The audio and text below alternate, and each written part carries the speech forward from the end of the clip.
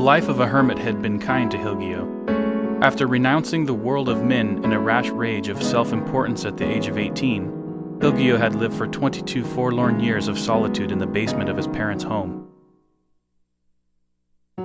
His parents maintained a drip line of nutritional sludge and water to keep their wayward son alive, but otherwise the two parties left each other alone. Hilgio Neon had only one talent, his uncanny ability to produce bodily waste at an incredible rate. Urine, feces, blood, or sweat, Hilgio could expel it from his body in abundance. The same went for hair, fingernails, and toenails.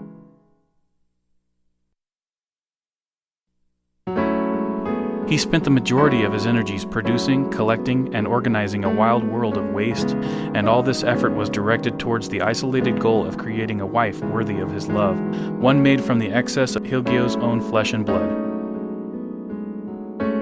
The hermit was mesmerized by his ultimate creation, a thing so revolting that it defied the reason of both flesh and fire. In the dimly moonlit room, Hilgio gazed upon his bride, an amassment of the lumpiest filth of human shedding. In the midst of his starry-eyed gaze, Hilgio realized that his heap was a physical manifestation, the very quintessence of the filthy, putrid depths of the human soul, a magnified mass of all the rotten qualities of the human race. In this moment of enlightenment, Hilgio moaned, "The beauty, the beauty," and when the spark of life struck his bride, he was hypnotized. Hilgio stumbled toward the open arms of his creation and gave it one final everlasting sumptuous kiss, one kiss to the decadent piles of filth, to his paramour and love, whereupon he was consumed by his own excreted statue in the depraved and narcissistic pleasures he had reveled in. Hilgio Neon's growing affection for his new spouse and effigy was so magnificent, however, that in the progress of their osculation he began to lose all notions of egotism. As she continued to ingest him into her spoiled core, Hilgio reconsidered his deluded symbolism. His newly-wed creature represented the black hole of humanity, but only through entry into that abyss could he have achieved a sense of selflessness.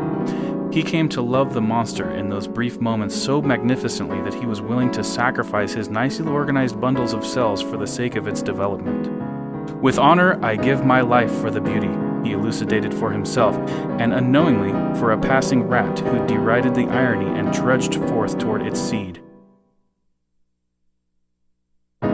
Hilgio's body was now his lover's body in nature's logic, and his paramour defied no reason now but that of God. When Hilgio's parents ambled at the mess some time after distinguishing the reek from upstairs, they felt no need to hide their phlegmatic expressions from the rat. But the rodent would have preferred even one phony tear.